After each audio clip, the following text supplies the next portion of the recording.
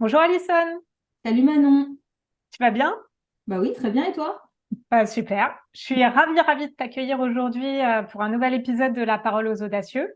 Parce que comme les personnes commencent à savoir un petit peu, en fait, nous, ce qui nous anime dans ces interviews-là, c'est de faire découvrir des parcours un petit peu différents et qui peuvent changer de l'ordinaire.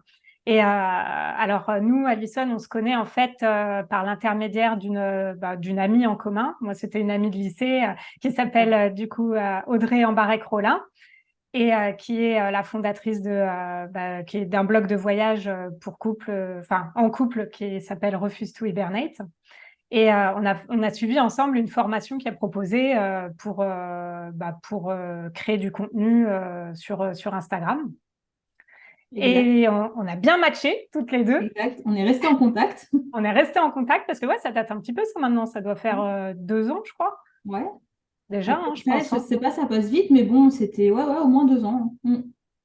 Et du coup, donc toi, pour te présenter un petit peu, tu es photographe professionnelle et tu es aussi créatrice de contenu. Et tu as aussi un blog de voyage que tu fais avec ton conjoint Franck, qui s'appelle Les Oiseaux Voyageurs.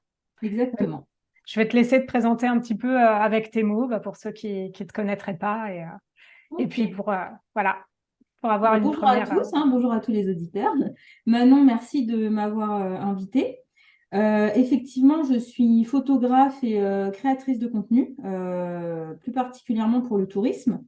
J'ai un blog voyage qui s'appelle Les Oiseaux Voyageurs, comme tu l'as si bien dit, dans lequel en fait on partage tous nos voyages, hein, que ce soit des road trips ou des petits week-ends, des petits séjours, de manière vraiment naturelle et authentique, c'est-à-dire que on dit les choses qu'on aime, on dit les choses qu'on n'aime pas, enfin voilà tout ça. Pendant le Covid, comme on ne pouvait plus voyager, du coup j'ai fait une formation pour être photographe studio.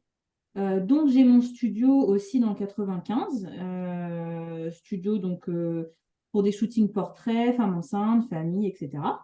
Donc voilà, donc créatrice de contenu et photographe. Tu fais aussi des mariages Puis je fais aussi des mariages. dans le cadre Ouais, du studio, ouais. du coup.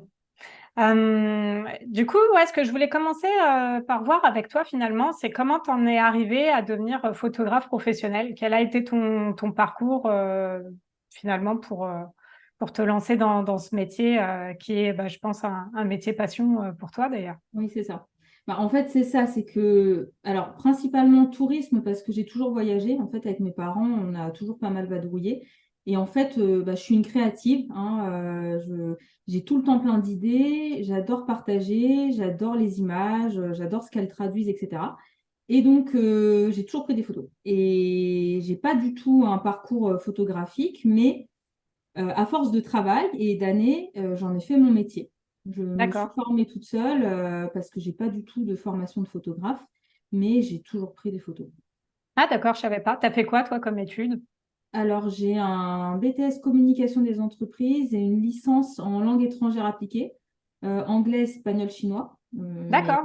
Mais je ne me rappelle plus du chinois. L'espagnol, c'est moyen, alors le chinois, on va pas aller trop loin non plus. Et en fait, bon, c'est toujours quand même, bon, le BTS communication des entreprises, c'est toujours dans la créativité, le marketing et la com. Donc, ça m'a quand même beaucoup aidé, par exemple, à comment faire un site internet, etc. Enfin, connaître un peu tout ça, même si ça date et que ça a beaucoup évolué. Et en fait, tout ça, c'est venu assez naturellement parce qu'avec Franck, hein, mon conjoint depuis 17 ans, ce mois-ci, on a, Bon anniversaire. on a toujours voyagé, je lui ai transmis un petit peu le virus et au départ, on a créé les oiseaux voyageurs vraiment à titre récréatif. On n'avait même pas de réseaux sociaux ni rien. On a créé le blog, on balançait un peu les infos comme ça. Voilà, c'était pas des infos forcément très utiles au départ, c'était plus des carnets de voyage, mémoire de voyage. Et on voyageait tellement qu'en fait, notre entourage et même un peu l'entourage de cet entourage-là est venu à nous demander des infos, des conseils, voilà, qu'est-ce qu'on peut faire et tout. Et du coup, j'ai compris qu'on pouvait en faire un métier. Donc en fait, j'ai d'abord créé le blog des oiseaux voyageurs et ensuite, je me suis mise sur les réseaux sociaux. C'est un peu l'inverse de ce qui se fait normalement. D'accord. Et au départ, vraiment, enfin, on n'y connaissait pas grand-chose non plus en tout ce qui est référencement, SEO et tout.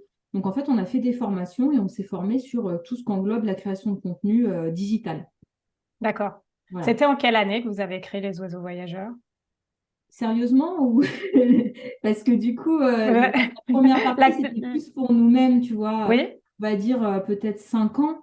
d'accord. Mais disons que le site, c'était un peu, comme je te dis, des mémoires de voyage, c'était un peu une coquille vide, dans le sens où on écrivait les choses. J'ai toujours aimé écrire, lire et tout. Donc pareil, ça s'embrique bien avec le reste, tu vois, ça s'emboîte bien.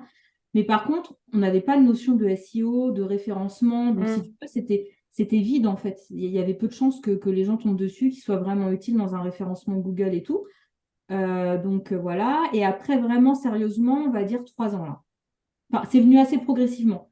Disons que avant j'avais mon boulot, j'ai changé, enfin j'ai quitté justement pour me mettre à temps plein là-dessus. D'accord. Et comme c'est quelque chose qui est quand même très chronophage et qui demande beaucoup de temps, avoir un boulot à côté, être salarié, puis pouvoir développer ça, c'était impossible, Mm. vraiment. Oui, ça, tu vois, par exemple, c'est vrai qu'on a eu l'occasion d'échanger, mais j'avais pas le souvenir que tu avais un travail dans le salariat Mm. jusqu'à finalement assez récemment.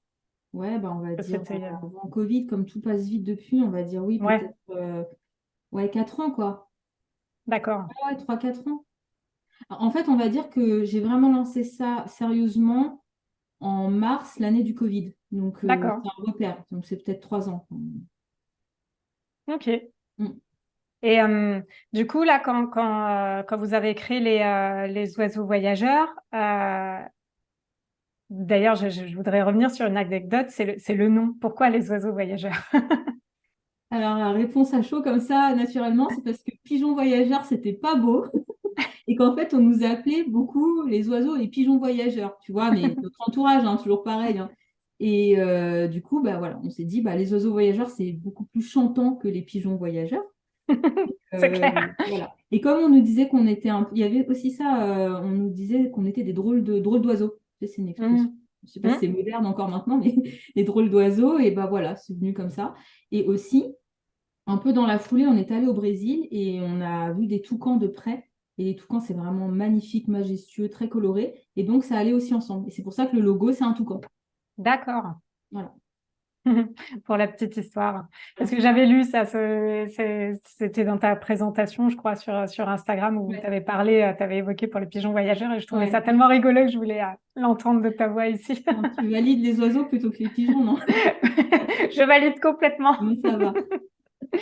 Et du coup, ouais, ce que je voulais voir avec toi aussi, c'est que, donc tu vois, ça, j'ignorais complètement que finalement, bah, t'avais pas un parcours avec des études dans la photographie, t'avais pas non plus finalement, t'étais pas destiné finalement à tenir à temps plein finalement les oiseaux voyageurs et puis ton studio photo. Tout ça, ça s'est fait assez progressivement.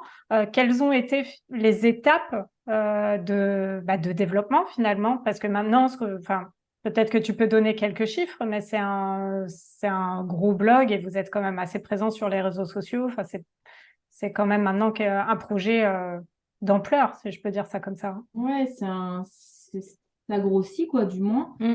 Euh, C'est quoi le début de la question?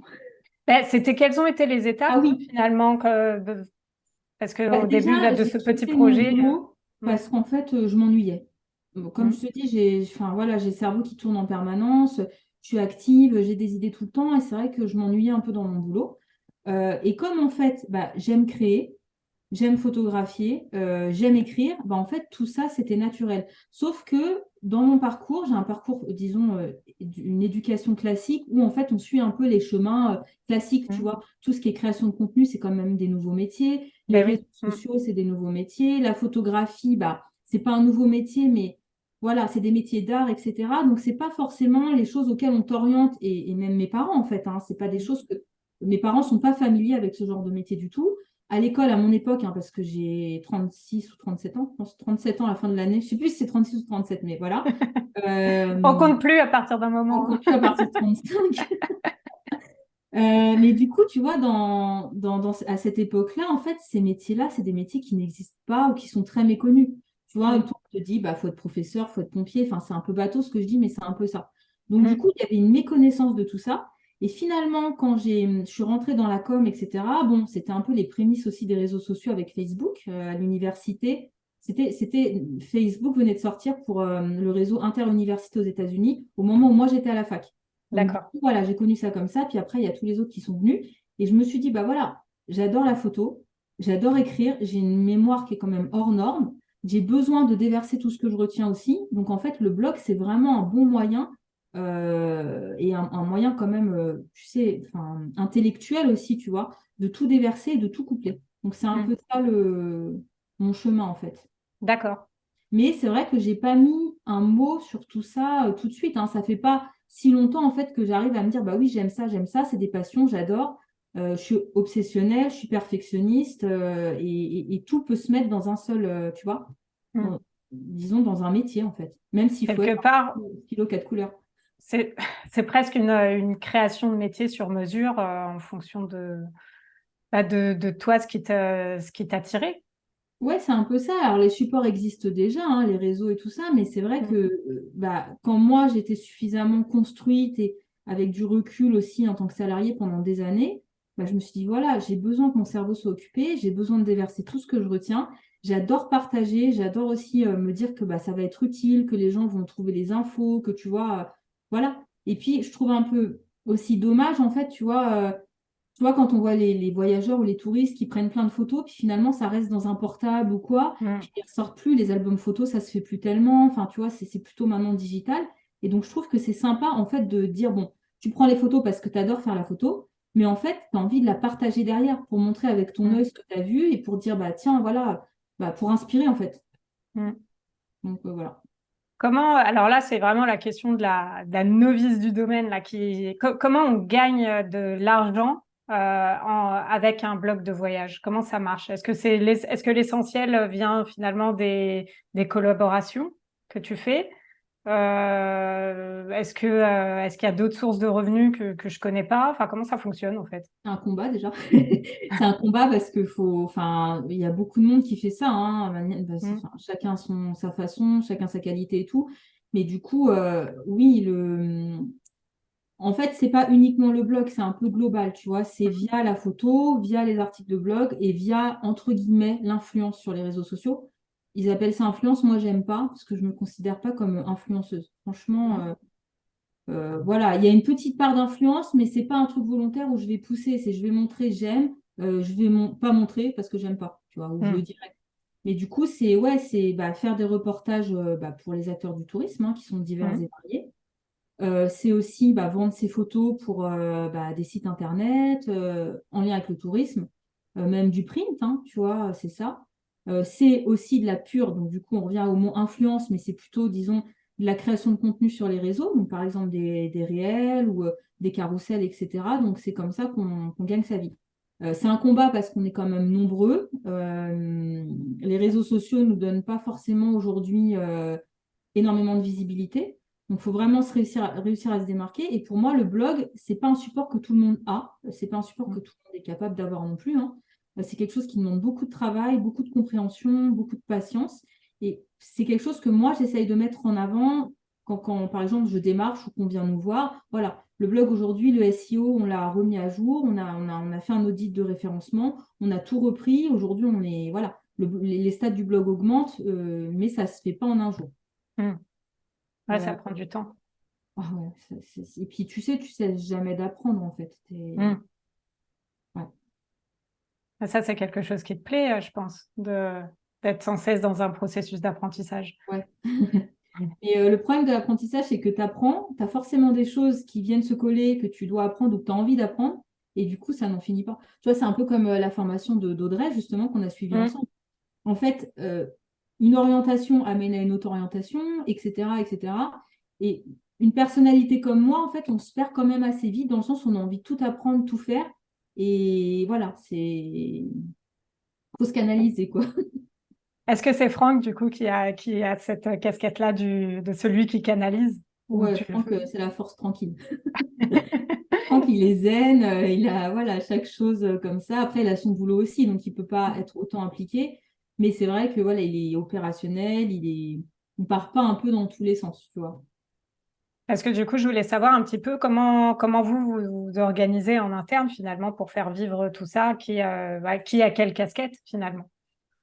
Moi, j'ai plutôt la casquette créative, hein, et Franck, il a plutôt la casquette logistique, opérationnelle. Et puis, quand il y a des problèmes sur le blog qui, moi, m'énervent en 2 secondes, lui, il va te mettre 1 heure et il va régler le problème, tu vois.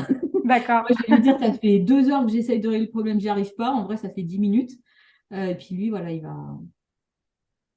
est patient. Ah, avant qu'on parle plus précisément de ton travail au sein du studio photo, je voulais savoir un petit peu, du coup, toi, à quoi ressemblent finalement tes semaines type un petit peu? Parce que comme tu as plusieurs métiers finalement, je pense qu'on peut dire ça comme ça, entre Mm. la photographie en studio, les mariages et puis tous les reportages plus voyages. Mm. Ça ressemble à quoi ta vie? J'ai Notion. Et en réalité, c'est un peu au feeling en fait. C'est vrai que quand j'ai des grosses semaines, je les prépare vraiment. Sinon, toutes mes matinées, elles commencent par le CrossFit. Ça, c'est à 8 heures, c'est le sport. Et disons que la journée, elle commence vraiment vers 10 heures, 10 heures, 10 heures et demie. Après, j'essaye de me mettre une restriction aussi et d'arrêter parce que tu sais, quand on est à son compte, on travaille même le week-end, on travaille tout le temps.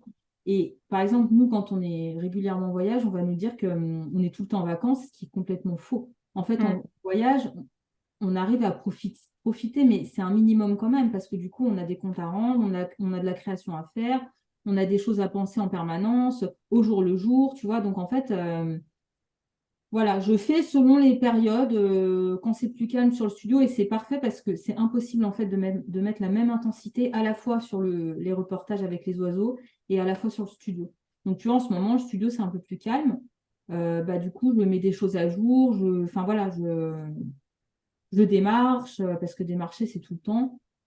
Voilà. Quand tu dis tu démarches, c'est vis-à-vis de professionnels du tourisme plutôt Ouais, là? Ouais. ouais, Où ouais, tu ouais. envoies finalement ce que vous faites, Un kit média. un kit média, Mm. d'accord. Un kit média avec quelques infos sur nous, et puis après les statistiques, et puis un portfolio avec des photos et les liens vers tous les supports, quoi. Depuis la réouverture là des frontières et la fin du Covid, vous avez eu beaucoup de voyages? Cette année, on a eu pas mal, presque tous les mois quasiment. Ça s'est calmé un peu cet été, mais presque tous les mois.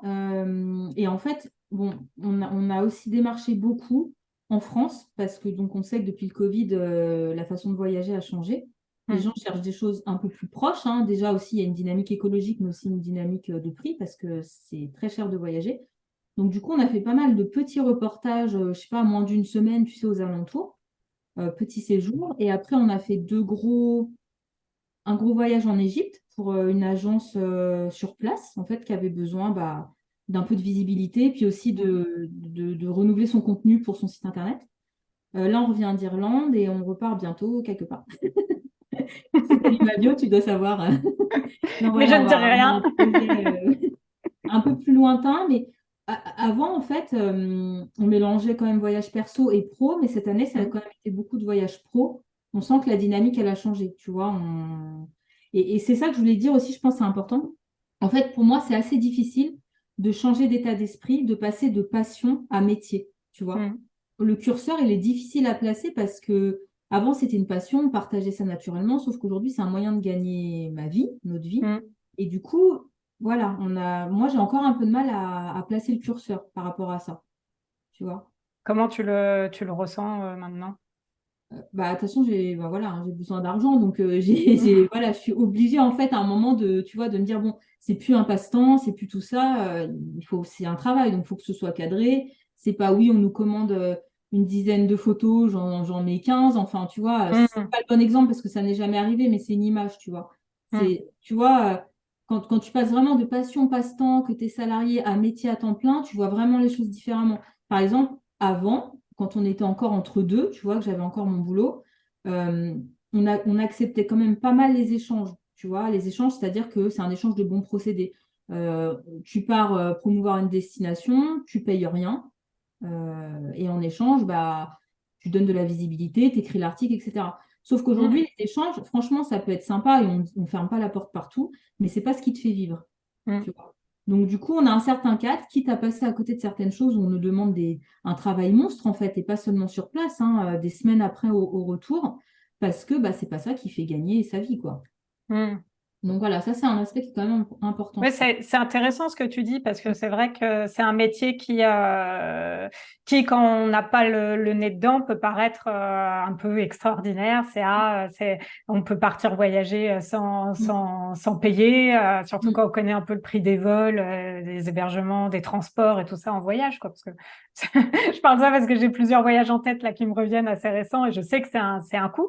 Ouais, ouais. Donc, on peut avoir cette image peut-être un peu fantasmée finalement de ton métier et où la réalité finalement, pour vraiment se dégager un revenu est tout autre. Ah oui, bah, c'est ce que je te disais tout à l'heure, hein, faut se battre en fait, faut avoir des choses à proposer. Moi, je prône vraiment le fond plutôt que l'influence. Donc, j'aime bien quand tout a un sens, tu vois. J'aime pas montrer pour montrer, il faut des petites explications, il faut tout ça. Aujourd'hui, tu te rends compte que bah, même s'il y a du fond, bah, souvent, les potentiels clients vont privilégier plutôt la taille de la communauté qui est plus grande, hein, j'entends sur les Mm, réseaux sociaux. Les photos ne seront pas forcément qualitatives, le contenu ne sera pas forcément de fond, mais c'est de l'influence pure et dure. Et mm, voilà, c'est un peu contre ce credo-là que je me bats au quotidien, en fait, tu vois, parce que c'est mm, vrai qu'on a une communauté, maintenant, elle n'est pas extrême, elle est cool, mais voilà, il faudrait qu'elle grossisse encore. Et bah, on est considéré comme micro par rapport au macro, voilà, faut se frayer un chemin quand même. Et mm, effectivement, ce que les gens ne se rendent pas compte, c'est qu'en fait, c'est du travail. Quand on est en reportage comme ça, on a un planning. Donc, du coup, c'est du matin, tu te lèves, hein, comme tout le monde, mais en fait, c'est du matin au soir parce que tu fais ta journée, tu as différentes choses qui sont prévues. Donc, déjà, le rythme, il est intense. Enfin, voilà, même si c'est à toi de dire c'est faisable ou pas faisable, hein, parce que c'est des échanges avec les clients. Mais au final, le rythme, il est quand même intense. mm, Derrière, il faut penser, toi, au contenu que tu vas créer, au contenu que tu dois livrer, les idées de script, de scénario, de machin. Le soir ou même en voiture, moi je fais ça souvent en voiture, je charge dans l'ordinateur quand on va à un point A à un point B. Je vois déjà un peu les photos, je fais des retouches rapides et voilà. Donc en fait, ça ne s'arrête jamais. Le soir, après, je suis perfectionniste, j'aime bien être rapide aussi. Tu vois, maintenant, certains clients sont aussi OK pour que tu partages ton voyage au retour. mm, Pour l'instant, je ne le fais pas parce que j'aime bien quand il y a une notion de spontanéité, qu'on est sur place et qu'on montre sur place. Tu vois, je trouve mm. ça cool. Mais c'est vrai que voilà, les clients se rendent bien compte aussi que c'est énormément de boulot et on peut aussi, tu vois, pas forcément montrer en temps réel. Mais sinon, c'est non-stop du matin au soir. Mm. Mm. Donc, Et en fait, généralement faut être sur des passionné. périodes assez courtes en fait finalement. Bah, ça dépend, hein. Tu vois, ça dépend. Là, en Irlande, on est resté 5 jours, donc ouais, c'est quand même assez court. Après, il y a beaucoup de boulot derrière parce que Mm. bah, tu vois, il y a les réels à monter selon la commande, il y a un article à écrire. Ça dépend. Et du Ah, coup, ces réels-là, je me disais, ça arrive sur votre compte des oiseaux voyageurs ou il y a des choses qui vont sur les comptes des personnes qui vous ont engagé? bah, tu sais, pareil, ça dépend. Il n'y a pas forcément de règles. Il peut y avoir une commande où, en gros, ils te commandent 3 réels, tu fais les réels, tu les montes, tu fais la colorimétrie et tout, tu les livres. Et après, voilà, hein, tu leur vends, ils font ce qu'ils veulent. Ou alors, bah là, par exemple, l'Irlande, on avait une commande de 3 réels, donc on les a fait tout ça et on les a mis en collaboration. On les a fait valider, ils sont OK, et puis du coup, on les a mis en collaboration de manière à optimiser aussi la visibilité qui est Mm, très compliquée sur Instagram, par exemple. Donc, du coup, on mm, mutualise un peu les communautés pour qu'il y ait une meilleure visibilité. Donc, ça, c'est ouais, assez cool. Mm. d'accord. Et là, on parlait aussi du fait que c'était assez intense et tu parlais tout à l'heure de toutes tes matinées qui commencent par le CrossFit. Est-ce que Mm. tu peux me parler un petit peu de l'importance du sport et de ta santé physique finalement pour toi et aussi Mm. pour le métier que tu fais? Ouais. Bah, Parce le que vous faites cross. beaucoup de rando, hein, c'est pour ça que je dis ça, des Ouais. trucs assez intenses même, hein. Ouais, bah après, je pense que c'est sûr que ça joue en rando. Après, le CrossFit, je me pose même pas la question. En fait, pour moi, c'est normal. Je vais à ça fait des années que je fais du sport. C'est une routine où, tu vois, quand on me dit t'es courageuse, c'est pas vraiment du courage parce que c'est normal. Tu vois, c'est comme toi, tu te lèves le matin pour aller au boulot, bah moi, je vais au CrossFit. Euh, Par contre, pour la santé, disons, physique, ça c'est indéniable, hein. Mais pour la santé mentale aussi, c'est important parce que du coup, la journée, elle commence par voir du monde. Enfin, ma journée commence, je vois du monde, j'ai un échange, je me mets en jambe, etc. Parce que quand tu es à ton compte, bah, tu es chez toi. Déjà, tu n'as personne quasiment qui te comprend parce que le métier, bah, tout le monde ne le comprend pas, tout le monde ne le connaît pas vraiment. En plus, bah, tu dois être stylo quatre couleurs entre le blog, la compta, l'administratif, le côté commercial, le côté com, et tu es tout seul à faire tout ça, tu vois. Et Mm. si tu as un problème, bah, tu n'as pas de référent. Tu vois, quand tu es salarié, tu as un problème informatique, tu fais quoi? Tu appelles ton service informatique. Mm. Tu as un problème sur un dossier ou quoi, bah, tu appelles ta chef. Enfin, j'en sais rien, tu vois, c'est... Et là, Oui. tout seul, et parfois, c'est quand même difficile, en fait, même de trouver bah, la motive. Des fois, tu te dis, enfin, c'est dur d'être tout seul. Donc, en Mm. fait, le CrossFit, pour moi, déjà, voilà, c'est une habitude normale. Mais en plus, mentalement, je trouve ça cool parce que ma journée, elle commence, je vois du monde, c'est toujours un peu les mêmes personnes. Ça fait monter les endorphines et du coup, je trouve que ça fait bien commencer la journée, quoi. Ouais, il y a vraiment cette question d'habitude parce que là, moi, bah, tu sais, en ce moment, je me suis remis un peu à la course à La pied. course, ouais. Et pour le coup, pour l'instant, quand bah, je vais courir, c'est en généralement le matin, mais du coup, souvent l'après-midi, j'ai un petit coup de barre, quoi. Bah oui, moi aussi, hein. Je pense que ça, à force, ça rentre bien. Et puis, bah, je pense que la fatigue se limite, mais les jours de course, je sais qu'après, Oui, donc je me après, dis, dis ton donc, corps, si il j'avais s'habitue. ça tous les matins, ouais, il y a Ouais. une question Il y a une question d'habitude. d'habitude. Après, tu sais, là, ça implique de se lever à 6h30 quand même, pour partir à Hmm. 7h30, pour être à la boxe au cross, enfin, la salle de CrossFit à 8h. Donc, je te dis pas que là, j'essaie de faire 3 jours ou 4 d'affilée. Bon, c'est quand même difficile. Et puis, bah, tu vois, on a échangé par mail tout à l'heure. À 13h, j'ai un coup de barre, hein. Ça demande de l'énergie, donc Tu, forcément, tu te couches à quelle heure pour te lever à cette heure-là le matin? oh, bah, pas tard. En général, à 21h30, il commence à faiblir. Il n'y a plus personne. Puis à 22h, je suis dans la chambre, une petite grand-mère, tu vois. D'accord, enfin, petite grand-mère. Non, Oui, mais mais on va dire pas plus tard que 23h30, quoi. Mais Hmm. je sens qu'à 21h30, je peux largement dormir, hein. D'accord. Après, je résiste, hein, mais... Tu prouves que tu existes. Pardon. Ouais, waouh. Ouais, la référence, là, non. C'est une des chansons que j'aime bien voir ça quand je cours, justement. C'est comme les drôles d'oiseaux, non? C'est une référence Les un drôles peu d'oiseaux. old school. Tu Ah, sais? bah oui, oui, bah là, c'est France Gall, ouais. Mm. Et du coup, tu me disais que tu choisi bah, pendant la période de Covid, comme bah, forcément vous ne pouviez plus voyager, à ce moment-là de faire une formation pour ouvrir ton studio, c'est ça? Ouais. Ça s'est fait comment? C'est quoi comme type de formation? Alors, à la base, pendant le Covid, donc tu te souviens, toutes les boutiques étaient fermées, etc. Mais elles avaient le Oui, droit de faire du click and collect. Tu sais, ça, oui. c'est démocratisé. Et en fait, j'ai une copine qui a une boutique de vêtements et du coup qui était en galère et qui m'a proposé de prendre des photos de ses nouvelles tenues parce qu'il y a un moment Mm. où tout était bloqué, mais il y a un moment où ils ont assoupli quand même. Et du coup, elle pouvait s'approvisionner et elle n'avait pas de site internet, hein, c'est une boutique indépendante. Et du coup, toutes les semaines, on shootait en fait sur elle ses nouvelles tenues. Puis ensuite, elle les mettait sur les réseaux sociaux et puis les Mm. gens pouvaient réserver. Et donc, bah, ça a bien fonctionné. Les gens, elle avait que des bons retours sur les photos. Du coup, j'ai fait une petite carte, puis elle a un peu donné mon contact et tout. Et un jour, j'ai eu une demande pour un shooting photo-portrait. Mm. Je me suis dit, bon, bah, je sais me débrouiller en photo, je vais le faire, quoi. Et en fait, ça a commencé comme ça. C'est une dame qui voulait un shooting photo-portrait. J'avais pas de matos, hein. Elle est même venue à la maison. On avait un éclairage, on avait acheté des lampes, voilà. Je devrais pas le dire parce que si jamais elle voit l'interview, Oh, l'essentiel, c'est qu'elle était satisfaite du résultat. ouais. Après, peu importe les conditions. Ouais, ouais, ouais. Mais c'est un peu comme ça, en fait.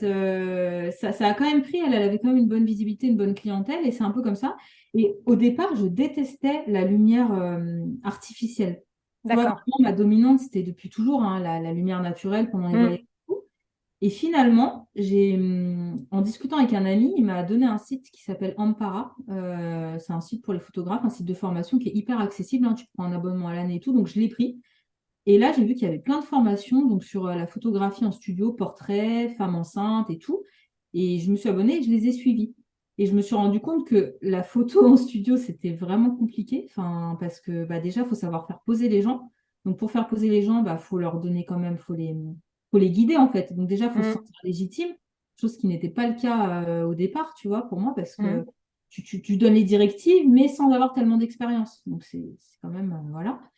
En plus, il faut savoir régler ton appareil photo par rapport à tes flashs et tout ça de studio. Il faut trouver les idées créatives parce que moi, ce que j'aime bien, c'est l'harmonie avec les teintes de peau, couleurs de cheveux et mes fonds de studio. Donc ça, c'est pareil, hein, je continue d'apprendre, mais c'est quand même venu naturellement puisque pareil, c'est de la créativité. Euh, et en fait, ce que j'ai fait est important. J'ai une amie qui a transformé, vraiment une très bonne amie, hein, qui a transformé son appartement, son ancien appartement, en cabinet thérapeutique. Mhm. Donc, en fait, aujourd'hui, on est c'est comme un collectif, en fait, avec pas mal de thérapeutes, ou même le yoga, tout ce qui est lié au bien-être, en fait. Mhm. Ça va te parler. Coach en développement personnel, yoga et tout ça. Et elle s'est dit, bah, pourquoi tu viendrais pas, tu ferais pas partie de l'aventure où on mettrait ça sur la thérapie par l'image. Mhm. Donc, c'est un peu comme ça. Donc, j'ai pas vraiment ouvert mon studio, entre guillemets, mais je l'ai rejoint dans son aventure. Et en fait, le collectif, aujourd'hui, on se partage un agenda où chacune loue la pièce quand elle en, enfin voilà, au mois ou quand elle D'accord, a besoin, où il y a des événements ponctuels et tout. Et c'est comme ça que ça s'est fait. Donc, d'accord. tout est arrivé un peu en même temps. Et puis voilà. Et du coup, là, tu parlais de la thérapie par l'image. Ça, je te l'avais dit en off. C'est vraiment un sujet sur lequel je voulais revenir pour que tu me dises déjà un petit peu comment tu définirais ça et comment ça se manifeste finalement dans le travail de la photographie. En quoi la photo peut être une thérapie? Alors déjà, à la base, moi, je n'avais pas conscience, j'avais pas cette notion de thérapie par l'image. C'est vraiment mon amie Alexandra qui m'a, disons, présenté la chose, en fait, tu vois, parce que Mhm. quand tu es plus photographe, paysage, etc., ça n'a rien à voir. Mhm. Et du coup, je me suis rendu compte que finalement, c'est vraiment la réalité parce que tous les shootings que j'ai faits, quasiment tous, hein, c'est souvent des femmes. Oh ben, même pour une grossesse, en fait, tu veux immortaliser ta grossesse, mais tu viens un peu à reculons parce que t'es pas à l'aise, tu vois. Euh, ou même des femmes qui étaient malades, par exemple, des femmes qui ont eu un cancer, ou même des Mhm. femmes qui ont complètement perdu confiance en elles suite à une succession de problèmes dans leur vie, tu vois. Mhm. Et du coup, j'ai eu pas mal de, j'ai eu plusieurs, je sais pas comment dire, plusieurs cas en fait différents. Et toutes me disaient, je suis pas à l'aise, je sais pas ce que ça va donner. Enfin, tu sais, elles arrivent avec un gros manque de confiance en elles quand même. Mhm. Et au final, bah, c'est quand même mon rôle, moi, de les mettre à l'aise sur le moment pour obtenir des clichés qui sont pas trop tendus, pas trop, voilà, qui ressortent le meilleur de la personne, tu vois, où tu vas Mhm. capter la personnalité, tu vas faire ressortir ça à travers tes clichés. Et après, quand je livre les photos, bah, à l'unanimité, tout le monde adore les photos, en fait. Elles Mhm. adorent toutes leurs photos. Et ah, bah, je me voyais pas comme ça, ceci, cela, enfin, tu vois, c'est... Et ça, c'est vraiment valorisant et c'est quelque chose qu'il a fallu vraiment que je constate sur une succession de shootings parce que j'avais Mhm. pas conscience qu'en fait la photo, elle avait un pouvoir comme ça de remise en confiance et de thérapie en fait. Mhm. Donc moi aujourd'hui, enfin personnellement dans ma tête, je l'ai pas vraiment intégré, mais je me rends compte quand même que les personnes que j'ai photographiées, bah voilà, elles aiment leur image, tu vois. Et après, c'est aussi au travail de mise en confiance, au travail de préparation en amont des shootings. Tu vois, j'envoie un questionnaire pour connaître leur goût, leur couleur, ce qu'elles aiment pas, est-ce qu'elles sont à l'aise, je sais pas, à poser pour les femmes enceintes ou même pour les portraits un peu fashion, tu vois, un peu mode là, avec un body ou tout ça. Donc du coup, je pense que le fait d'avoir le questionnaire en amont, elles répondent, bah, je suis pas à l'aise à demi-nu ou quoi pour les shootings grossesse, et bah, elles savent que je ne le ferai pas. Tu vois, je ne vais pas les Mhm. mettre en situation où elles sont mal à l'aise. Et en fait, tout ça, déjà, ça instaure un climat un peu plus de confiance. Mais Oui, il j'allais te n'empêche que demander, c'est ça qui, enfin, ça contribue justement à ce je qu'elles pense, arrivent déjà un peu détendues. je Et après, pense, ouais, comment tu fais pour, pour les détendre? Parce que là, typiquement, moi, je sais que pour le coup, et on en avait déjà parlé, si, jusqu'à présent, il n'y a que ma meilleure amie qui m'a prise en photo parce elle est assez douée dans les photos, même si elle n'est pas photographe professionnelle. elle est Et réussie d'ailleurs. J'ai une photo en tête qui est vraiment belle. Ouais, ouais. Mm. si elle nous écoute, elle venant de toi, ça lui fera vraiment plaisir. Et, euh, et ça, je sais que cette question d'être à l'aise en photo et de pas avoir ce regard crispé et tout ça, c'est pas évident. C'est pas évident. Et voilà, du coup, comment tu fais, toi, pour instaurer finalement ce climat apaisant et de confiance? Donc, tu parlais du questionnaire. Est-ce qu'il y a autre chose Bah, que tu déjà, fais? j'appelle aussi parce que j'aime bien avoir un contact pour sentir un petit peu la personne et qu'elle me sente Hmm. aussi, hein, tu vois, c'est un peu normal. Donc, c'est sûr que c'est du temps en fait, mais c'est mon process. J'appelle, je sonde un peu, je me présente, j'explique comment je travaille et tout.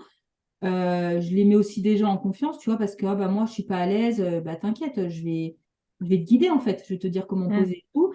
Et après, dans le questionnaire, il y a aussi quel est ton profil préféré, tu vois, donc du coup, je vais orienter la Hmm. lumière de mon côté pour que on fasse des photos peut-être plutôt de profil ou plutôt, enfin voilà, tu vois.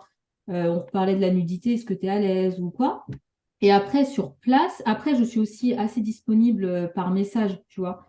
C'est un peu du tac au tac, il y a des emojis. Donc, en fait, je pense que c'est juste que c'est mon côté naturel. Hmm. Parce que je pense que, en fait, je reste naturelle, tu vois. En plus, donc là où il y a le studio, tu te sens bien, c'est un petit cocon, en fait. C'est l'appartement Hmm. transformé en cabinet thérapeutique, mais tu te sens bien, tu vois. Je pense que les gens arrivent, je les installe dans une pièce, ils peuvent se changer tranquille. La pièce est tout le temps une ancienne chambre qui a été refaite, tu vois. Quand je prête des vêtements selon les shootings, bah, du coup, je leur montre, voilà, j'ai ça par rapport aux couleurs que tu m'as dit, t'aimes pas, ah non, j'aime pas du tout, ok, on oublie. Euh, Hmm. Par exemple, pareil pour la nudité, non, je suis pas à l'aise. Je dis, OK, écoute, si tu es à l'aise en body, on va voir. Et puis à la fin, si tu le sens, eh ben, on essaye, tu vois. Et puis je montre en fait des clichés que j'ai déjà faits pour montrer qu'il n'y a rien de vulgaire. euh, Hmm. et souvent, ça marche en fait. Et comme je suis, on va dire, je suis cool, tu vois, je, je pense que je. Enfin voilà, c'est naturel. Donc les gens, bah, après, ils vont se sentir bien. Selon les shootings, il y a aussi une petite pause avec des petits gâteaux. Alors ça, les petits gâteaux au chocolat, tu vois, ça arrive direct, hein. Tu vois, voilà, c'est. Après, je pense que aussi tu attires un peu ce que t'es. Tu vois, les gens, Hmm. ils sentent bien. Si t'es naturel, si t'es détendu, bah, ils le sont quand même aussi. Tu vois, les premiers clichés, c'est pas forcément les meilleurs, mais c'est pas grave. Tu vois, au bout d'une dizaine, ça va. Oui, je voulais te poser la question justement, est-ce que au cours du shooting, tu sens finalement que, j'allais dire que les muscles se relâchent, que la personne s'apaise, que... Oui, ça va. Oui, oui. C'est ça, c'est quand même quasiment tout le temps, sauf si tu as déjà fait plein de photos et que tu es à l'aise. Mais c'est vrai qu'en fait, le premier. C'est souvent aussi, je prends plus les femmes enceintes parce que c'est plus les femmes enceintes que j'ai. Euh, En fait, la première scène, elle est avec le papa. Donc déjà, Hmm. ils sont deux. Tu sais, tu leur fais des poses voilà, de couple un peu sensuelles, un peu rapprochées. Donc voilà, ils sont un peu dans leur cocon. Et ça, déjà, ça aide pas mal. Et après, bah, on Hmm. passe à la maman, la femme enceinte seule. Et elle est déjà un peu plus détendue, tu vois. Ça me fait penser à quelque chose quand on parlait de cette de l'image de nous et de ce que ça permet finalement de faire, c'est-à-dire nous dire ah, c'est quand même moi là, de nous gonfler un petit peu finalement la confiance en soi et l'estime qu'on peut avoir de nous-mêmes. Moi, là, je vais partager un truc. Je ne sais pas si d'autres personnes ont déjà ressenti ça, mais moi, je me suis déjà sentie en compète avec des belles photos de moi, dans le sens où je me suis déjà dit, si je partage une photo de moi où je suis vraiment à mon top, derrière, il faut que je sois ce top-là, sinon on va se dire que en vrai, elle est pas si ouf, tu vois. Ouais. C'est genre... Mais ce genre de réflexion que j'ai pu avoir, notamment, je pense, dans la photo dont tu parles, où là, où moi, je me suis posé la question de est-ce que je la mettais et tout, parce que je considère que c'est vraiment une photo qui me met vraiment en avant. Et ouais, ça veut savoir si tu avais déjà eu quelqu'un qui t'avait dit ça, si toi, tu avais déjà ressenti ça, ou si vraiment là-dessus, je suis un peu spéciale. Mais la compète par rapport à soi, quoi. Ouais, c'est rigolo comme concept. Mais après, moi, je ne l'aurais pas tourné comme ça, mais je le comprends. Dans le sens où, bah, bon, des fois, en fait, quand il y a une photo qui est quand même pas mal de moi, mais où il y a des petites imperfections, des trucs, bah, je vais me les retirer, ce que je fais Mm, jamais normalement. Et du coup, bah, c'est ce que tu vois, je me dis, bah voilà, cette photo-là, je vais la partager. On va dire, ouais, les yeux, les trucs, tout est. Voilà. Bon, il y a quelques retouches, enfin, pas non plus ouf, hein, mais voilà, les petits trucs. Mais en fait, je me dis derrière, je me dis, mais au final, ce qu'on pense de moi, déjà, je m'en fous. Et en plus, j'ai passé l'âge, en fait. Tu vois, ça, je trouve, voilà, quand t'es ado, quand t'as 20, 25, au bout d'un moment. Et je mm. me dis, mais on sait tous, notamment les femmes, que quand on se lève le matin, on n'a pas la même que 2 heures après quand on est prête, tu vois. Donc, c'est Mm, utopique, ça, tu vois. Et puis, même les top modèles, tu dis, les top modèles sur les magazines, elles sont ultra retouchées, ultra maquillées, tu vois, la perfection n'existe pas. mm. Euh, C'est vrai que des fois, tu sais, même nous, on va prendre un magazine où on va avoir une star au naturel. Tu vois, on va dire, wow, comme elle est vilaine. Mais en fait, elle est juste normale. Enfin, elle se lève, elle est au naturel ou elle est à la plage, elle n'a pas besoin d'être Mm, tirée par quatre épingles. Et en fait, quand on est au top, c'est vraiment c'est des situations ponctuelles, tu vois. mm. Mais c'est bon signe parce qu'on sait qu'on peut être au top quand même, tu vois. Oui, c'est vrai, c'est vrai. Ah ouais. Ça me fait aussi cet effet-là. Et justement, ouais, la photo, je trouve qu'elle a vraiment ce pouvoir-là de se dire, bah, et à tout âge et à tout moment de sa vie. Et peu Ouais, importe ce qu'on peut traverser, que ce soit, bah, j'allais dire traverser, c'est un peu dur, mais que ce soit d'être enceinte parce qu'il y a une transformation du corps, ouais, de traverser une maladie ou quoi. Je trouve que un cliché bien fait euh, peut sublimer, peu importe ce qu'on traverse. ouais, ouais, je suis d'accord. Et même si c'est un cliché et que dans ton quotidien, tu ne seras pas forcément apprêté, Mm, maquillé avec la bonne lumière et tout, bah finalement, c'est quand même toi. Enfin, tu mm. vois, tu t'es pas transformé en fait. Donc, et c'est vrai Et que j'ai déjà eu des personnes qui me disent, oh, je me voyais pas comme ça. Tu vois, et ça, c'est assez drôle, quoi. Mm. ouais, il y a une espèce de choc finalement, de Ouais, pouvoir ouais, ouais, se redécouvrir, quoi. ouais. Mm. Je voulais te demander, c'est quoi selon toi les qualités à avoir bah, pour être une bonne photographe de portrait, justement? Euh, Bah, je pense qu'il faut, enfin, tu sais, beaucoup d'humanité. Parce que du coup, faut être à l'écoute, faut faire preuve d'empathie, faut être observateur aussi, tu vois, justement, pour voir bah, si la personne est à l'aise, si elle n'est pas, si tu es à côté, si tu vois. Bon, faut être créatif, hein, mais ça, c'est pour le côté. En fait, il y a plusieurs côtés. Il y a le côté humain. Je pense qu'en fait, un bon photographe, il doit être humain. Si t'es pas humain à la base, je pense que c'est compliqué. Parce que c'est comme ça que tu vas faire ressortir la personnalité, les émotions, que tu vas répondre à la personne, enfin que tu vas répondre à la demande de la personne, tu vois, que tu vas pas être à côté, et aussi que tu vas la mettre à l'aise et le contact, tu vois, j'aime bien rester en contact avec les personnes. Mm. Toutes, hein, que ce soit du portrait ou des femmes enceintes, quand le bébé naît et tout, j'adore. Et aussi, il faut être créatif parce que finalement, tu vois, j'ai des toiles de fond, différentes toiles de fond, mais elles vont pas forcément à tout le monde, tu vois.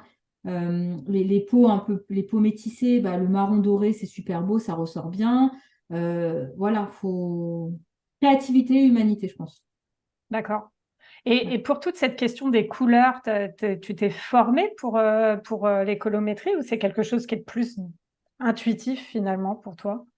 Bah, j'achète beaucoup de fringues. Non, j'achète moins parce que j'ai une conscience écolo maintenant, mais j'aime la mode en fait. J'ai toujours aimé les vêtements et je pense que pareil, la créativité, le goût, c'est quand même assez naturel. Je pense, hein, après, Mm. selon le. Voilà, je pense que ouais, je me lance pas des fleurs, hein, mais je pense que voilà, c'est assez naturel de pouvoir assembler les couleurs, de voir quand même tout de suite. C'est pour ça que dans mes questionnaires, je demande aussi des photos. Je demande une ou deux photos parce que je ne D'accord. connais pas forcément la personne. Et du coup, pour voir un peu ses cheveux, et j'explique ça aussi, hein, tu vois, la teinte de cheveux, Mm. la teinte de peau, les yeux, pour pouvoir ensuite essayer d'avoir une harmonie. Après, tu as des photos qui sont pas, le fond et tout ça, les vêtements ne sont pas harmonieux, mais ça, c'est une question de goût et de choix. Moi, j'aime bien quand c'est comme ça, tu vois. Même si D'accord. c'est naturel. Ok. Mm. Et ça fait deux fois qu'on parle du terme d'écologie et je voulais avoir ton avis par rapport à ça en tant que bah, par rapport à ton métier et notamment le fait bah, que vous pouvez être amené à prendre régulièrement l'avion. Et je sais que par ailleurs, vous avez quand même une conscience écologique et notamment bah, de soutien de projets de tourisme durable. Euh, comment tu te sens par rapport à ce sujet-là et qu'est-ce que tu pourrais dire bah, aux personnes qui pourraient peut-être reprocher qu'on prenne l'avion ou des choses comme ça. On n'est pas parfait, mais c'est vrai que, disons que depuis plusieurs mois maintenant, on essaye en fait d'avoir des gestes, ne serait-ce qu'à la maison en fait, tu vois, des gestes Hmm. faciles, même en termes de vêtements en fait. Avant, j'achetais beaucoup de vêtements, j'adore ça. Maintenant, la question c'est est-ce que j'en ai besoin? Non. En plus, je travaille à la maison, donc là, j'ai mis un haut, tu vois, mais en vrai, j'étais en suite avant. Enfin, Mm, est-ce que j'ai besoin d'avoir tout ça juste parce que j'ai flashé? Bah non. La viande, j'en mange pas. Enfin, Franck en mange peu, moi, j'en mange pas. À côté de ça, oui, on voyage pas mal, mais cette année, si tu regardes, là où avant, on faisait plusieurs longs courriers à l'étranger, bah, cette année, on a pas mal pris le train et quand même moins l'avion. Donc, ça veut pas dire que c'est mm, parfait, mais c'est quand même un peu moins. Et après, bah, quand c'est ton boulot, c'est ton boulot. Tu vois. mm, En Irlande, c'est vrai qu'on y est allé en avion, on aurait pu y aller en bateau, mais en vrai, on n'avait pas 6 mois devant nous. Tu vois, c'est mm, un peu ça aussi, il faut. mm, euh, C'est le moyen de gagner notre vie, c'est le boulot. Donc voilà, juste nous, quand on est dans une démarche, on essaye de faire des reportages plus proches. Euh, Au quotidien, dans notre vie perso, on essaye d'être meilleur, hein, plus écolo, plus de recyclage, plus attention à plein de choses. Mais maintenant, bah, si on doit prendre l'avion, on va prendre l'avion. mm, Là, bon, quand on va au Costa Rica, par exemple, on a quand même fait un choix aussi. On a pris des billets d'avion qui sont en vol direct. C'était les plus chers. On aurait pu prendre moins cher, mais ça impliquait de prendre 2 avions à l'aller, deux mm, avions au retour. Donc, on s'est dit, bah, on va mettre un peu plus cher, tu vois, voilà, même si tout le monde ne peut pas le faire. Voilà, c'est des petits actes comme ça.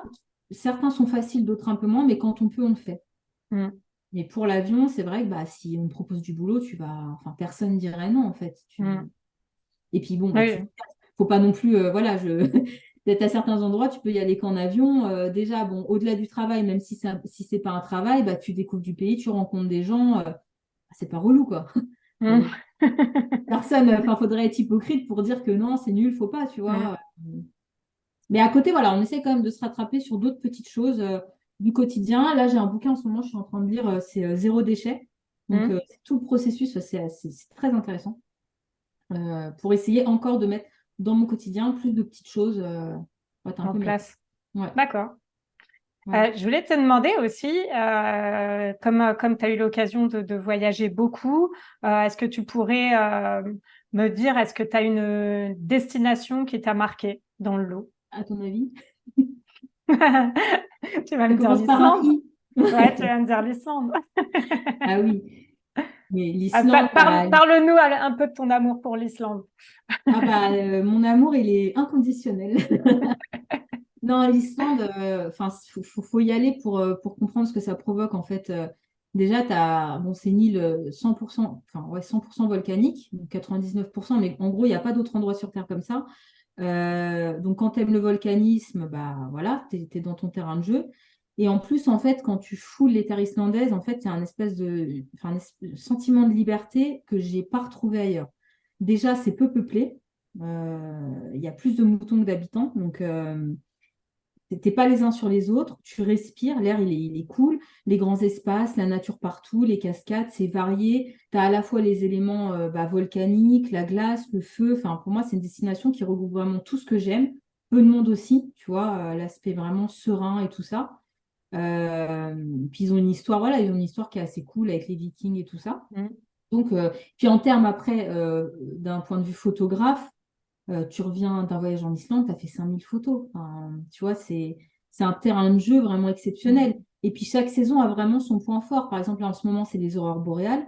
Enfin, apparemment, il y a 18 mois là, qui vont être hyper intenses en termes d'aurores boréales en Islande. Donc, j'ai envoyé un message à Franck, j'ai fait un screenshot du truc pour qu'il médite un peu. Après, bah, à l'arrivée vers le mois d'avril, tu as tous les oiseaux, les macareux, etc.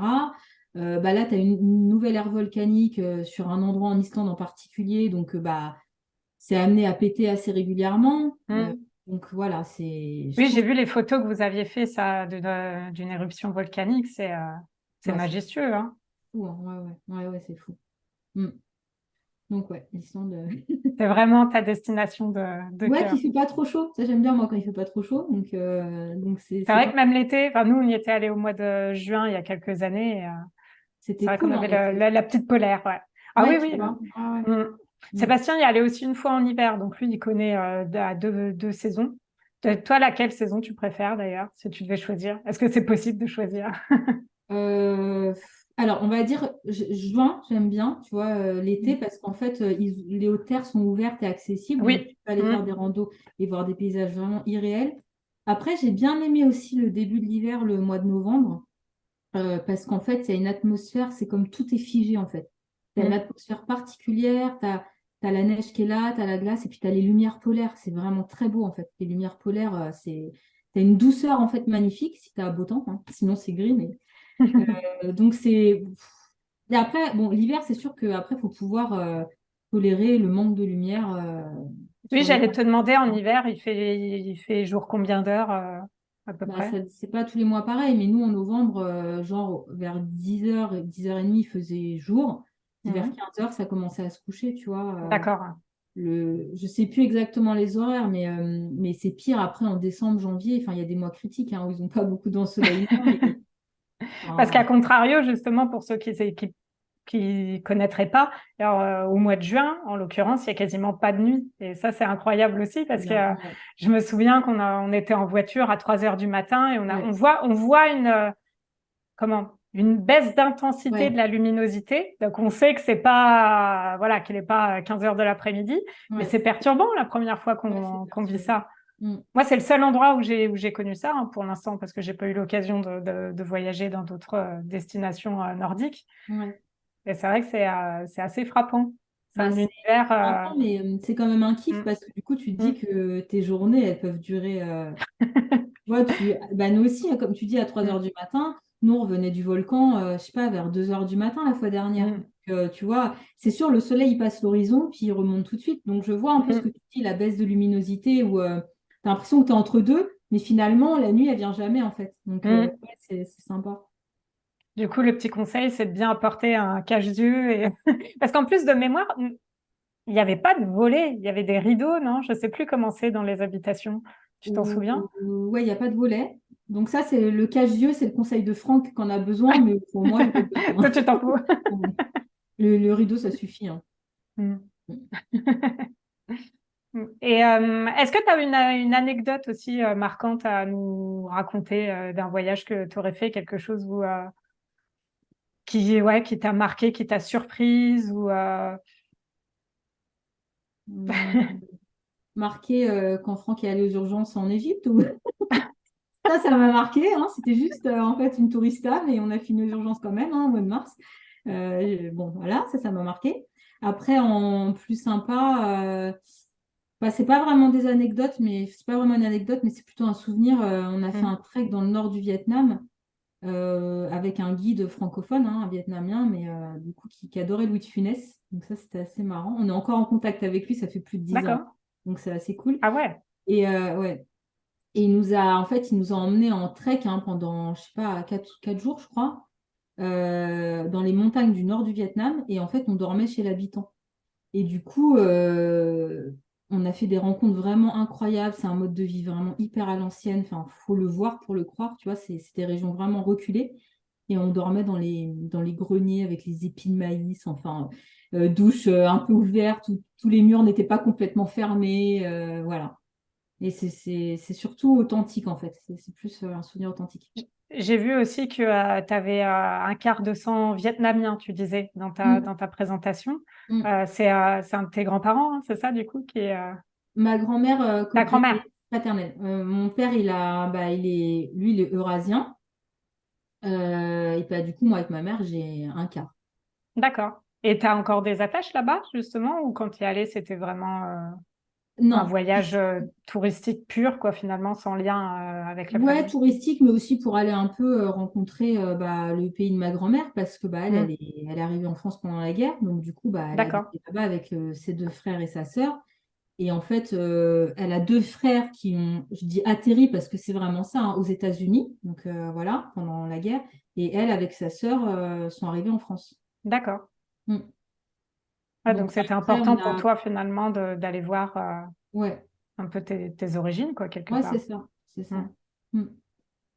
Je voulais te poser deux questions sur du coup j'allais dire tes deux casquettes qui sont dans ma tête un peu tu vois le voyage et la Ouais, photographie. ouais. La première, c'est qu'est-ce que tu donnerais comme conseil à une personne qui a la trouille d'aller voyager? Et notamment, je pense peut-être à une femme seule qui aimerait faire son premier voyage à l'étranger, mais qui saurait pas vraiment où aller et qui aurait un peu la trouille, quoi. Est-ce que Euh, tu aurais une destination à conseiller? Est-ce que tu... Ouais. Ah, bon, moi, c'est compliqué parce que j'ai jamais voyagé seule, donc je peux pas trop Mm, mettre à la place, mais déjà que la vie est courte, donc qu'il mm, faut faire ce qu'on a envie de faire. Et que maintenant, il y a quand même plein de communautés ou même on a plein d'infos, enfin avec Internet, hein, il y a du bon et mm, du mauvais, mais globalement, on trouve quand même pas mal de choses qui permettent d'organiser son voyage, qui permettent de savoir si c'est un pays qui est voilà, safe ou pas pour une femme. Et puis, il y a des communautés qui se créent un peu partout. Et puis, si vraiment on a peur de voyager seul, bah, on peut trouver aussi des compagnons de voyage en recherchant aux bons endroits, pardon. mm. Bon. Mais je ne peux pas vraiment parler parce que je n'ai pas cette expérience. Mais sinon, pour des destinations où on peut aller les yeux fermés quand on est une femme seule, bah, il y a l'Islande. Il y a aussi bah, tout ce qui est Lanzarote, c'est une île volcanique qui est vraiment sympa. Un peu plus loin, il y a Oman. Alors peut-être que comme ça, on ne se dirait pas que Oman, c'est une Mm. destination hyper safe, mais franchement, je me suis jamais sentie aussi bien en sortant d'un aéroport. Vraiment, Oman, c'est un endroit qui est encore qui est très sauvage. C'est proche d'Abu Dhabi et tout ça, mais ça n'a rien à voir. Euh, du coup, donc c'est sauvage. Tu as plein d'endroits, plein de randos sympas et tu te sens en sécurité partout. Vraiment, voilà. Voilà, je j'ai pas trop d'autres idées, hein, tous les pays classiques, tu vois. Après, Oui, mais justement, c'est intéressant d'avoir ton point de vue parce que là, tu parles d'un pays où je pense qu'effectivement, on penserait pas de prime abord. Moi, si on me posait la question, forcément, comme j'ai fait un road trip seul, c'était au Québec. Pour ah moi, oui. c'est sûr que je dis bah, le Québec. Ça m'importait d'avoir ton impression, bah, aussi parce que tu as vu beaucoup de destinations. Mm. Et Donc pas merci seul, tu vois. pour ta réponse. Bah ouais, là, j'ai parlé de femmes seules, mais c'est vrai que même effectivement, il y a moyen de trouver des compagnons de Oui, voyage, oui, soit dans son entourage, soit même, je sais qu'il y a des. Alors, j'ai pas de nom en tête, mais je sais que ça existe justement des sites pour se mettre en lien avec d'autres ouais, femmes et tout ça pour faire des mm, voyages quand on a envie de bouger, quoi, quand ça ouais, nous titille. mm. Et mon autre question, du coup, là, c'est plus sur la photographie. Si on a des personnes qui nous écoutent et qui sont, comme toi, passionnées de photos et qui, comme toi, ont finalement suivi une voie assez classique et sont actuellement dans le salariat et tout, mais que ça, c'est pareil, ça, elles ont toujours dans un coin de leur tête cette envie de faire de la photographie un métier. Là, quel conseil tu pourrais donner justement à toi qui as déjà fait ce chemin finalement? Bah, le conseil, disons sécurité, c'est de faire une formation, par exemple, avec ces heures de formation en fait que tu acquiers quand tu es en entreprise. Ça, c'est quand même pas mal. Après, le site que je te donnais tout à l'heure, Ampara, Hmm. il est vraiment bien parce que tu as plein de thématiques, que ce soit sur la retouche photo, sur comprendre le matériel, se lancer, tout ça. Il est vraiment bien fait. Moi, je l'ai fait, mais ensuite, j'ai fait des formations physiques avec des professionnels, tu vois, notamment pour la Hmm. grossesse, pour avoir un diplôme, mais c'est quand même une bonne base. Et ensuite, c'est une très bonne base même. Et ensuite, bah, pratiquer tout le temps parce que c'est quelque chose, tout ce qui est photo studio, les réglages. Là, tu parlais de studio ou plutôt en général? En général, mais, Ah, en studio, général. c'est intéressant, ouais, ce que tu disais. Poursuis, Ouais. après tu Bah, du pourras coup, élargir. pratiquer tout le temps pour le studio en Ouais. particulier, pour la photo en particulier, déjà pratiquer parce qu'un boîtier, c'est compliqué à comprendre.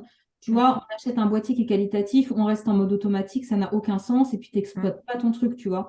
Même encore aujourd'hui, hein, il y a plein de choses que j'exploite pas sur le boîtier. Donc en fait, c'est pareil, c'est quelque chose que tu apprends tout le temps en pratiquant, mais pas en pratiquant 3 fois par an quand tu pars pendant les congés scolaires, tu vois, parce que ça s'oublie quand même assez facilement. Donc plus tu pratiques, bah, plus ça devient instinctif et là, bah, tu l'oublies plus. Et pour le studio, moi, ce que j'ai fait au départ, c'est que j'ai fait des appels en fait à modèles. Tu vois, alors certes, tu donnes de ton temps, certes, tu gagnes pas d'argent, mais tu gagnes en compétences, tu gagnes en aisance et tout ça. Donc ça, pour moi, c'est un peu comme les échanges en fait au départ quand tu fais des reportages sur les réseaux Hmm. managers.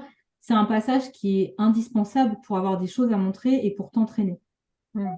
accepter finalement au départ de faire les choses gratuitement. Voilà. Ou alors un tout petit truc, tu vois, tu prends un tout petit peu d'argent, mais bon, quand tu sors de nulle part, que tu n'es pas connu pour être photographe, je crois que tu n'as pas vraiment le choix, tu vois. Et notamment pour du coup partager ce que tu as déjà fait Bah ouais, sur les pour avoir des réseaux, choses à montrer ce que tu montrer. fais. Mm. Hmm. Ouais, Ouais, bah c'est oui. comme ça que ça. Parce que finalement, l'essentiel. Enfin, est-ce que tu dirais, toi, que l'essentiel de la communication en tant que photographe studio, c'est de montrer son travail et Parce que toi, j'ai vu justement, et je partagerai tes liens et des oiseaux voyageurs et de ton studio. J'ai vu comment tu fais, et notamment tes posts qui expliquent un petit peu comment ça se passe avec toi. Mm, Donc, j'ai l'impression qu'il y a deux grandes choses importantes finalement. Il y a le fait de montrer ton travail mm, et il y a aussi expliquer un petit peu mm. tout ce qu'il y a autour. Et Ouais. notamment, j'avais trouvé ça très bien. Alors, il y a des posts où tu expliques comment ça se passe, l'accueil au studio, etc. Mais aussi certains où tu parles un petit peu du travail que ça implique en Mm, amont et puis ensuite pour justement que les personnes prennent conscience de ce que c'est qu'être un mm. photographe professionnel par rapport à un amateur. Ouais. Ah bah oui. Mm. Bah oui, parce que souvent on entend que la photo ça coûte cher. Alors je conviens que c'est un Oui. plaisir, disons, qui n'est pas indispensable et ponctuel, tu vois. Tout le monde ne peut pas se payer un photographe. Maintenant, après, cher, ça dépend aussi par rapport à quoi. Donc moi, ça me paraît, alors c'est pas pour me justifier, mais comme je te dis, j'aime bien les choses qui ont du fond. Donc Mm. moi, quand j'ai affaire à quelqu'un, bah, j'aime bien avoir un peu les tenants et les aboutissants, donc j'essaie de reproduire la même chose. Tu vois, j'essaie de donner des infos pour que ce soit clair, pour que voilà, ça attire l'attention, pour que les gens sachent en fait, tu vois, qu'ils viennent pas dans l'inconnu. Et aussi, comme tu dis, de faire un peu de sensibilisation parce qu'aujourd'hui, tout le monde est photographe en réalité. Tout le monde peut acheter un boîtier professionnel dans les magasins et puis dire bah, je suis photographe. Mais en réalité, ce photographe, il a à côté son boulot, donc il a son salaire qui tombe tous les mois, donc il peut se permettre d'accepter des reportages mariage à moindre coût, Mm. par passion, par hobby, tu vois. Et ça, c'est un peu un fléau pour nous parce que bah, finalement, eux, ils n'ont pas forcément les charges qui tombent, hein, selon s'ils déclarent ou pas. Euh, Ils n'ont pas forcément les mêmes logiciels. Enfin voilà, je pense qu'il y a tout. Mais aujourd'hui, il y a aussi beaucoup de personnes qui se disent photographes, mais qui en réalité ont leur métier et Mm. ça par passion. Et nous, par définition, le photographe, c'est celui qui gagne sa vie par la photo, tu vois. Mm. Donc c'est important aussi de sensibiliser à ça et aussi du coup de montrer tout ce qu'il y a bah, dans notre métier, tu vois, comme Mm. j'avais mis avec un iceberg, tu vois, la partie Mm. visible et invisible, quoi. Mm. C'est ça ta question? Ouais, Ouais. et je pensais aussi, du coup, ça me rappelle quelque chose auquel j'ai pensé quand j'ai préparé cette interview. C'était sur, tu disais, bah oui, c'est la photographie, bah c'est pas quelque chose qu'on achète ouais tous les 4 matins parce Mm, qu'effectivement ça a un coût et tout. Mais c'était sur le fait de parler de que la photographie, c'est le moyen de capter des moments importants de mm, nos vies. mm, Ça, c'est mm. quelque chose que j'ai lu aussi sur ton Ouais. compte et je voulais que tu m'en parles un petit peu de cette importance finalement de capter des moments de vie et de qu'est-ce que ça apporte finalement aux personnes. Notamment si on prend l'exemple des shootings grossesse. Ouais. Bah déjà, le shooting en lui-même, pour moi, j'essaie de le faire vivre comme une expérience, tu vois, à travers tout le Mhm. travail en amont et le moment sur place, hein, où c'est cool, où c'est pas l'usine, t'arrives et puis après c'est au suivant. Ouais. Voilà, je prends le temps parce que bah, j'aime bien prendre le temps aussi. Et après, bah, je trouve ça quand même sympa parce que tu vois, bah, théoriquement, tu te maries qu'une fois. Donc, Mhm. donc, tu vois, en fait, un mariage, bah, ça réunit tous les gens que t'aimes hein, dans le schéma classique du mariage. Donc, bah, c'est important de capter ce moment-là, de capter les émotions des gens Mhm. selon les différents moments du mariage. Sur le shooting, donc ça, c'est reportage mariage ou reportage Mhm. enterrement de vie de jeune fille et tout, ça marche aussi. Hein. Donc, capter les émotions, j'adore ça. Parce qu'après, je me mets aussi à la place des. Quand je fais ma retouche, quand je traite mes photos et tout, je me mets à la place des personnes et je me dis, waouh, tu vois, ils vont kiffer en fait, parce que tu vois Mhm. l'émotion, tu vois, ça transperce, tu vois, l'écran. Donc, ça, je trouve ça sympa. Après, bah, pareil, la grossesse, bon, tu peux avoir un, deux, trois, quatre enfants, mais tu vois, c'est pas quelque chose qui va se faire tout au long de ta vie, qui va revenir de manière récurrente. Donc, je Mhm. trouve ça important d'immortaliser ça. Et aussi, bah, les courbes de grossesse, c'est pareil, c'est quelque chose qui est beau à mettre en valeur. Donc, j'aime bien mettre ça en valeur et que, bah, enfin, j'aime bien être un peu la gardienne des souvenirs des gens aussi, tu vois. C'est ce que Mhm. j'avais mis à un moment, j'aime bien. Qu'est-ce que tu entends du coup par gardienne des souvenirs? Bah, en fait, j'aime bien l'idée qu'on me fasse confiance pour immortaliser en fait un moment qui va pas se représenter ou pas, ou tu vois, pas, Mm. voilà, un moment un peu unique, quoi. Une fois, on m'avait posé la question de, tu sais, si ta maison brûle, qu'est-ce que tu prends avant de partir? Mm. Et, euh, et j'avais réfléchi et je m'étais dit, mais finalement, à part les albums photos, d'autant plus on n'a plus les négatifs, les trucs comme ça, tu vois. Bah, si ça c'est perdu, quelque part, c'est tout un, Ouais. j'allais dire tout un pan de notre vie qui est perdu. Alors, je vais pas, je vais pas non plus Non, mais je vois ce que dramatiser tu parce veux qu'on a dire. ce qu'on a dans la tête, mais c'est vrai je trouve ça assez rare finalement les objets précieux, mais vraiment précieux, pas Ouais, précieux en termes d'argent, tu vois, mais plutôt en termes d'importance que ça peut avoir dans notre cœur, quoi, ouais, finalement. dans Et notre parcours, en fait. ouais, c'est ça. Et je Mm. trouve que vraiment la photo en fait partie. Et ça me Ouais. fait penser, ben, du coup, on va reparler de ma meilleure amie là, dont on parlait au début. Pour mon anniversaire, pour mes 30 ans, elle m'a offert un album de notre amitié qu'elle a Mm. customisé et tout, et où Mm. elle a repris tout un tas de photos, mais en fait, on se connaît depuis la maternelle. Et de la maternelle Ouais, ça fait. jusqu'aux 30 ans, et illustré et tout. Et je me souviens quand même l'a offert. J'ai eu cette petite. Je crois même que je lui ai partagé ce truc de oh là là, mais si un jour il arrive quelque chose à cet album, enfin, limite, c'est le truc le Ouais, plus précieux ouais, que j'ai ouais, maintenant, ouais, quoi. Tellement pour ouais, moi, c'était touchant. ouais, Et cela d'autant plus que, comme tu disais tout à l'heure, les photos, maintenant, généralement, elles sont sur le téléphone. ouais. C'est, ça Bah se fait ouais, beaucoup moins d'avoir la matière, quoi, dans les mains. ouais, c'est l'évolution de la société, hein. Peut-être que ça reviendra parce qu'on sait que tout est un cycle, hein. Il y a Mm, enfin, on peut faire aussi de très beaux albums photos. Donc, mm, et tu vois, pour les femmes enceintes, bah après, je trouve ça sympa de montrer aux amis, à la famille, au bébé quand il sera capable de mm, regarder. Bon, tu as raison, c'est quelque chose qui est assez précieux.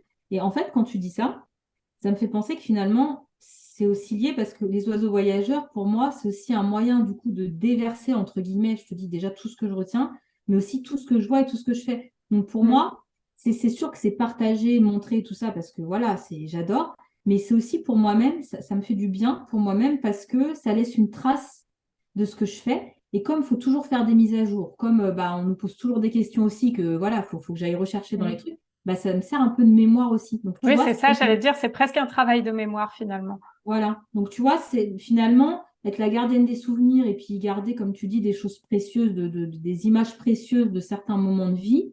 Et ben, voilà, pour moi, c'est un peu lié finalement sur cette thématique-là. Mm. Je trouve ça beau. Et c'est venu là, hein, en même temps que tu me parlais, hein. Ouais. Là, je me suis dit, voilà, en fait, ouais, bah oui, c'est ça. En fait, quand tu fais tes photos, tu les gardes en souvenir, hein, c'est des moments importants. Bah, en fait, les voyages, c'est pareil, chaque voyage est important. Et finalement, c'est ton Mm. souvenir, tu vois, le blog. Mm. Mm. Donc, du coup, sur, sur ces échanges, je crois que de mon côté, j'ai plus de questions. Donc, ce que je vais te demander, c'est est-ce que tu as quelque chose que tu souhaitais partager, que tu aurais voulu dire, que tu n'as pas eu l'occasion? Enfin, en gros, champ libre, si tu veux dire quelque chose. Non, je crois que j'ai beaucoup parlé de... Non, pas spécialement. Après, merci de m'avoir invité, c'était cool. Et puis c'est sympa, voilà, de parler de tout ça parce que c'est quand même assez méconnu ou pas Mm. connu. Donc, c'est une bonne occasion. Et puis voilà, je pense que quand je dis la vie est courte, c'est sûr que c'est une phrase un peu bateau, mais c'est un peu la réalité en fait. Tu vois, c'est sûr qu'on Mm. ne peut pas se lancer pied dedans, faire tout ce qu'on a envie de faire. Mais j'ai l'impression, aujourd'hui, moi en tout cas, je fais quand même quasiment ce que j'ai envie de faire parce que je me donne les moyens de le faire. Maintenant, Mm. voilà, c'est pas valable pour tout, mais faut un petit peu de culot, faut de la passion, faut de la persévérance, voilà. Moi, c'est mes ingrédients en tout cas. Mm. Et c'est bien que tu les donnes comme ça va donner envie de se bouger les fesses. Ouais. Bah, tant mieux, hein. En tout cas, ouais, merci beaucoup, Alison, déjà d'avoir accepté mon invitation et puis d'avoir parlé à cœur ouvert de ton métier, de ton quotidien. Et puis, je pense que ça va encore beaucoup intéresser. Je suis vraiment très, très fière de mes invités, en fait. Je suis très, très contente d'avoir eu l'occasion de te donner la parole. Comme je te disais, de toute façon, je vais partager tous tes liens pour qu'on puisse te suivre et te retrouver. Ouais, c'est cool. Sachant que go, allez-y parce que les photos c'est juste mais magnifique, magnifique. Moi à chaque fois je suis ébahie devant, devant vos photos sur le compte. Je pense notamment au Macareux en Islande. Mm. J'avais adoré un réel que vous aviez fait sur ça. Enfin bref. Mm. Et puis c'est tout le temps comme ça. Hein. C'est C'est super beau gentil. et Ce qu'on ça ne fait vous a du pas bien. dit, c'est que Manon, c'est ma commerciale. Et tout à l'heure tu me feras un petit chèque. Ouais, c'est ça. Fais-moi la facture, hein. Non, mais c'est gentil, Et merci. bah en tout cas, c'est vraiment, ça fait du bien, en fait. C'est un conte qui fait du bien, c'est un conte qui fait voyager et c'est un conte qui est, enfin, c'est beau. C'est Bah, c'est beau gentil. et je trouve que régulièrement, on manque un peu de beau et ça fait des bons rappels, surtout sur les réseaux sociaux. Je trouve que, Ouais, enfin, ouais. ça dépend ce qu'on suit, mais en tout cas, quand je vois passer vos images, ça apporte quelque chose qui fait du bien, quoi. Bah, Donc, c'est gentil. continuez. À retenir pour l'hiver, parce que l'hiver, on a besoin d'images qui font du bien. Oui, c'est clair. Ouais. Donc, un grand merci en tout cas pour nos auditeurs et auditrices là, qui nous auront écoutés jusqu'au bout. Merci encore, Alison. Et puis, de toute façon, on se retrouve très bientôt pour une prochaine interview. Donc, surtout, abonnez-vous pour ne pas louper la prochaine. Et merci encore pour votre soutien. Bye bye. Salut, Alison. Bye bye.